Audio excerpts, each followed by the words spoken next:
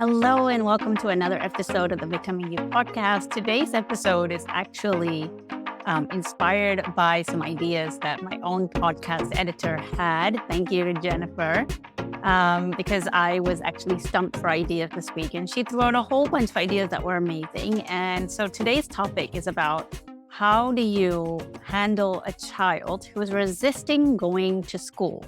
And maybe this child has typically enjoyed school, or maybe you have one of those children who's never really enjoyed school, but they know it's something that they have to do and they endure it.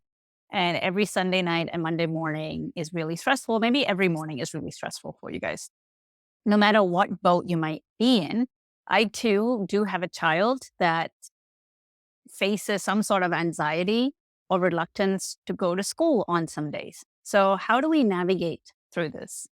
So I have some notes here and I'm going to be looking down on it. So the first point that I want to make is that I think as parents, it's very easy to negate our children's fears as nothing. So if your child is telling you that they are reluctant to go to school or for whatever reason, maybe they don't have a reason and they're just saying, I don't want to go to school, right? As parents, I think we can jump to the conclusion that this is really the only thing you're expected to do in life. As a kid, like that's your only job, right? Like, I can't believe you're making this difficult. And we assume that they are blowing things out of proportion. And what we forget is that for a child whose entire world is split between school and maybe home and maybe even like grandma's house, if something doesn't feel safe and they actually had the verbal communication to tell you that, then as a parent, as hard as it is, we have to believe them and take them at their word instead of negating whatever experience it is that they're having. Or like, it's nothing, like, just keep doing it, it will go away. Where we tend to dismiss very real feelings that they're having. And we do that not because we don't love them. We do that because several things are happening. One is we're projecting that if I entertain this idea in any way, then I'm going to make it even more real than it needs to be. And I don't have the energy or the time to do that. So we're often scared that if we believe our children what they're telling us, that we're making the problem worse instead of, making it go away. So we tend to dismiss our children. The second reason is that we often don't have a solution and we are projecting it into the future of, oh my gosh, like I've got to make this problem go away right now. If I don't, then it's going to be like this for the rest of their school life, which could be like, 12 years of education if you're in kindergarten right now. And third, you're the other extreme where you give in to your child's demands of, it's really hard for me to go to school. I don't want to go. And they're throwing a fit. And sometimes we're in a season in our life where we're so tired. We're so tired and we just give in. And maybe you have a child who's very demanding and very vocal and very expressive. And sometimes when they have these meltdowns, it feels really hard. And you just decide like it's easier to just say okay to not going to school today than having that fight of where they have to go to school. So no matter which boat you are in, we tend to avoid, dismiss, ignore, or forcefully get our kids to go to school. And it can seem like a battle. So let's talk about, on how to resolve this in a way that's beneficial for everyone in the long run. One is to understand the context of what is happening. And what I mean by that is, if your child has typically enjoyed going to school and now suddenly they don't enjoy it, that probably means there's a very good reason for why their mind has changed. And as parents, our job is to investigate as to what is the deeper reason that they don't want to go to school. And then the other side of the context is that, is this becoming a regular thing, right? Like, is it happening every Monday or is it happening every school day where they're reluctant to go to school? Which means that it's a thing that's happening on the daily and not like a one-off thing. Because there are days that we all want to stay in bed and not get out. We just need a day off, right? Or is it like that? Is it similar to that, what your child is asking, where they go, I know middle schoolers sometimes will say, I need a mental health day.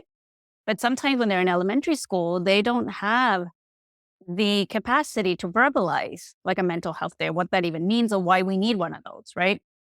So it's really to put into context. So let me give you an example. Like the start of this school year, it's very recent. The first week, we already had, issues with one of my children going to school. And he was saying his tummy wasn't feeling very well. And we were kind of like in two minds about it because this is something we have seen in him in the past. Last school year, we really struggled with him going to school every day, and it was a battle. And towards the second half of the year, because of some changes we made, he started enjoying school and he loved it. And we didn't have that issue for the last like 4 months of the school year. And so this year, we really wanted to give him the benefit of the doubt. And we just, had some, we'd finished our summer plans. He'd had a bout of food poisoning. So we thought maybe that's the reason his tummy is hurting. So we gave him the benefit of the doubt and let him stay home one day from school right at the beginning of the school year. And then a couple of days later, it reemerged that he wanted to stay home again. And so that's when I put, the pieces together and I was like, oh, this is a bigger issue that's at play. This is not just a bout of food poisoning that he's recovering from. This is, his nerves and his anxiety for going to school really manifesting itself as tummy pain. And so the solution that we needed to come up with was very different to just giving him an off day because he wasn't feeling good, right? So I don't have any insight into your child or your family if you're listening to this, and you are the expert on your family and your child. So you really know, hey, like what is the context around my child not wanting to go to school? Is there something that he or she is prone to do? Is this a pattern that I've seen before? A deeper problem needs to be addressed? Or is this simply my child needs a mental health day and I'm not going to send a message that it's okay to miss school if I tell them to play hooky for one day, right? Like I know each of my children, one, if I allow him to play hooky, is not going to ask me to play hooky always, right? He understands the context of it. Whereas with my other child, and if I say okay to play hooky, then it's gonna come back and bite me. But the only way I know that is through the lived experience. There's no way of knowing unless you go through it with each of your children, right? Or if you only have one child. So that's step number one, is to understand the context. Step number two, we're going to go on the assumption that this is a pattern that needs to be resolved and it's not like a one-off issue, right? So before we tackle the solutions, what one of my favorite sayings that I've heard from a coaching program that I went through is that your child is not giving you a hard time. They are having a hard time, right? Which really helps me shift my perspective when I'm going head to head with my child and I get into the mindset of he's my enemy. When I assume that they are giving me a hard time, they automatically take the role of you and I are against each other. If I take on the mindset of he is having a hard time, then what I realize is that there's a pause before I respond and then, right? Because I'm not going to attack mode. I'm going into let's help resolve this because we're both on the same side. So remember, when your child says that they don't want to go to school and they're making your life difficult, they're not giving you a hard time. They are having a hard time and they need you by their side, understanding them, necessarily not supporting their decision because we can't always say yes to them wanting to stay home from school, right? Unless there's very valid reasons. But when you go into solution mode through understanding, your solutions are very different when you compare it to going into like attack mode. And then your job is to dig deeper into what is going on at school. Before you go into that, the step before that, in order for them to open up to you, it might not happen right away in that moment, is my favorite step is validation. And I mean that sarcastically, right? It's hard to validate when you're frustrated, when you're trying to get out the door to school and your child is throwing on the brakes and now there's a problem, right? Which you know is going to take time to resolve. It will be so much easier if they just listened to you and got out the door. But they're not doing that. They're reluctant. They're doing everything that they can to slow down. They're begging, they're whining, right? And all you can think of is, crap, I'm going to be late for work, or I'm not going to be able to join that Zoom meeting on time at 9 o'clock. How am I going to explain this? So in that moment, it is really hard, I know, to put aside your own agenda for the day and focus on your child, but that is exactly what your child needs. Um, if you don't have an understanding manager or people at work, this makes it extra hard because then you relay that stress onto your child. But I know if you're listening to this, then your child is your utmost priority. And these might be really difficult things to hear. But in that moment, you are going to have to prioritize the needs of your child than your own needs. Because if you prioritize your own needs and forcefully try to shove or push or cajole or blackmail or bribe your kid to go to school, then your child is going to feel really invalidated. And now they're going to school because there's something in it for them, right? And then you'll have to come up with bigger and bigger things to get them to go to school. So remember, by investing the time now, and even though you're going to be late for that meeting, it's going to help you in the long run. So you want to validate your child and say, yeah, sounds like you're having a really hard time wanting to go to school today. I wonder what's going on, right? Like they may not open up right away, and you might need to have this conversation with them or several conversations with them at a later time to figure out what's going on. But we went through this last year with my own child, and what we found out was that he found the teacher extremely intimidating. Um, and like her style of teaching just did not fit in with my son's personality. Now, that's a change you cannot immediately make or demand from the school system, right? So we knew we were in it for the long haul in terms of trying to get him to go to school every day. And that was stressful, let me tell you. We had to work with him every single day to get over his reluctance and his begging and sometimes meltdowns of not wanting to go to school because he didn't want to face his teacher. And what helped him was, one, he knew that we were on his side, and he knew that because he knew we were having meetings with the school.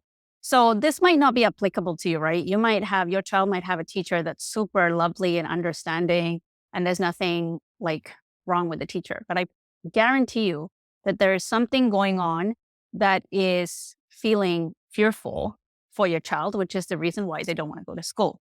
So it could be the teacher, it could be some kids at school that scare them, it could be something they heard or saw in passing by at school, it could be social discomfort, it could be social anxiety, right? No matter what it is, whatever your child is going through, it's valid.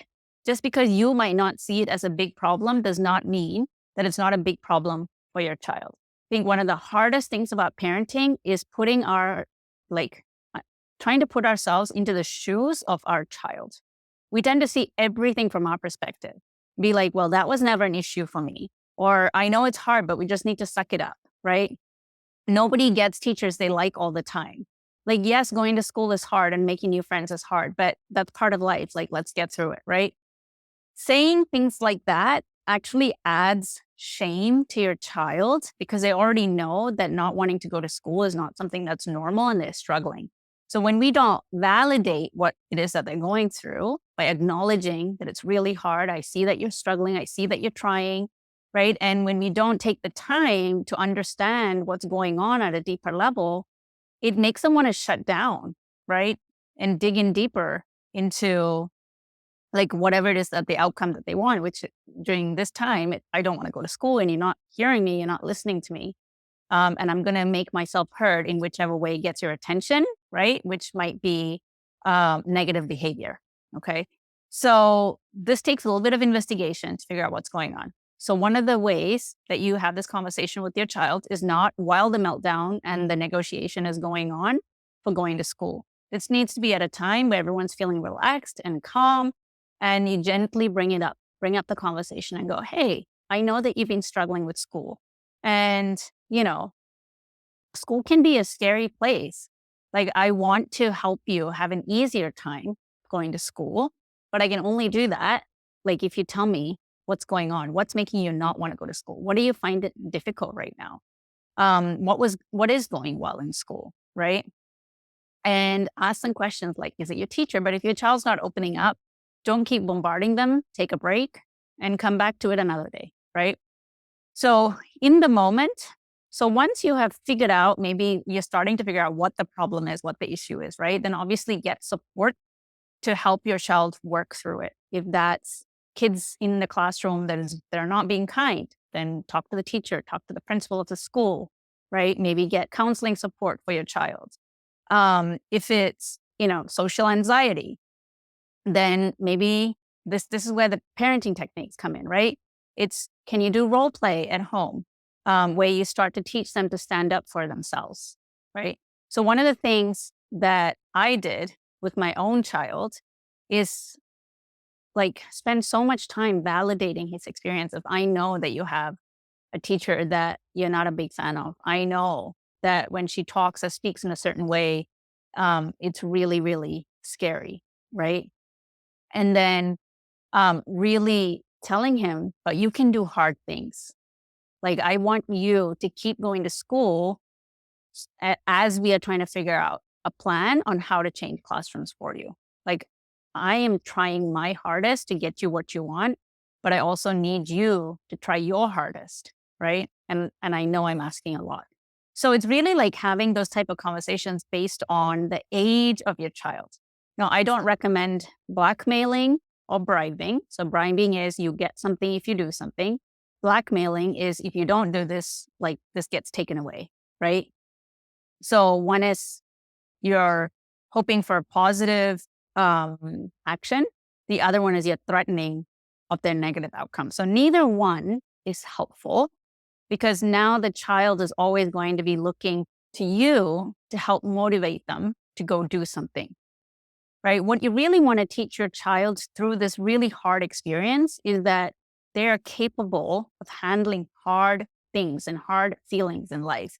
And this is really hard for them because you're asking them to face a fear every day on a regular basis. And so one of those could be you have, like I said, you have role-playing practice of where you're practicing how you talk to certain people if they're intimidating to you. Two could be like teaching them how to handle the feelings that are coming up. So how do you handle if you feel fear? Like where does fear land in your body? When you feel scared of someone, if it's a scary teacher, right? Like how does it feel in your body? And really helping them understand that these are physical sensations you feel in your body that you are capable of feeling and like releasing through your body. So that could be maybe there's a transition time between, being at home and going to school. So maybe that's like doing jumping jacks. Maybe that's throwing punches in the air to get their nervous energy out, right? Maybe it's like stomping their feet or yelling and screaming to get their nervous energy out. Like you want to be working with your child to come up with solutions on how they can disperse this nervous, scared, intimidated energy that they are feeling in their bodies so they feel more powerful and in control before they go to school. This is not just a let's think through it logically, because for kids, that side of their brain is not yet fully developed. They're first feeling beings, and then only are they thinking beings. So we really want to communicate to their feeling side first, which is where, what I've just talked about of like moving this energy, right? What does this energy sound like? What does this energy you want to move like? What is the color associated with this energy, right? So you really want to be having some tools that your kids or kid can have and use before going to school that helps ease the transition, right? What they're having difficulty with is the transition. And then the self-awareness. So after they've gone to school successfully for that day, even though it was hard, you want to celebrate that with them to reinforce that they can do hard things. Like today, this morning, getting out the door was really hard, but I saw you work through your nerves and you did it, right? Even if they were 15 minutes late for school, we still celebrate that because for them, that was a huge achievement. They worked through their fear. And even though they made it to school late, we're not going to focus on that. We're going to focus on the fact that they did make it into school. And that's worth celebrating. So that's how you reinforce the fact that if they can do it once, they can do it again. So these are the tools that I have personally used with my own child when he has been reluctant to go to school. So another one of the ways, my husband is the genius that came up with this, was he right now gets the Sunday scaries, right? Not the teacher that he has issues with. The teacher is wonderful.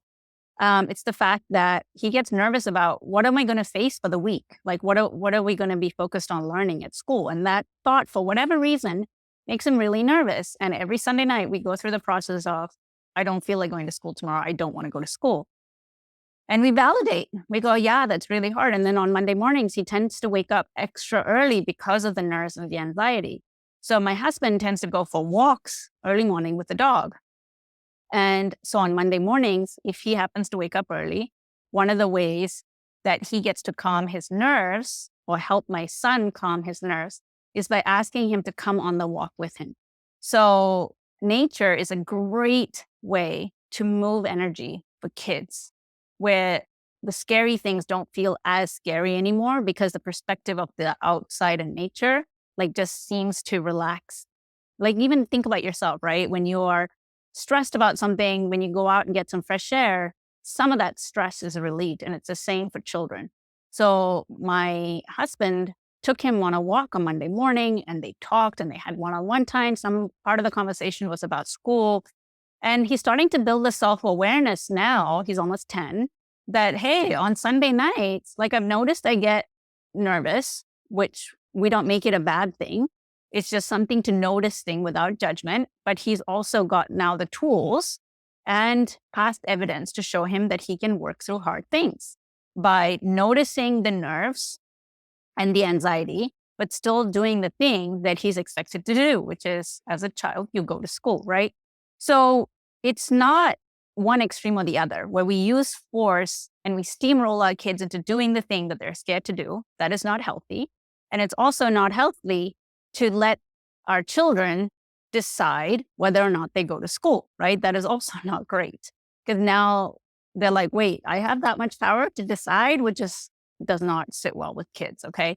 They don't want to be in control. They want parents to lead. So now with my youngest, he knows my parents understand me. I understand myself and what I go through, which is not good or bad. It just is. And I can also understand that I'm able to work through it. And he also has now connected the dots that once he walks into school on Monday, the worst part is that feeling when he wakes up in the morning. But as he walks into school with his friends, like, that tension and that nervousness goes away. And we have also helped him connect the dots. Like, this is temporary. The way you feel is temporary, that once you go to school, like, you don't feel it anymore, which means that you can do it again. Like, you've done it once and you can do it again. These feelings will go away, right? So it's helping your child connect the dots that they're capable of doing hard things. So this is a multi-pronged approach. There is no single solution. And if you thought that it was, parenting does not work that way. But I hope this helps you put together a plan on how you're going to tackle it with your own child based on their personality and the context of your life. Let me know if this helped, and I would love to hear back from you in my email. Just reply back to me and let me know if this was helpful and what have you decided to put into action. All right. I love you guys so much. Take care.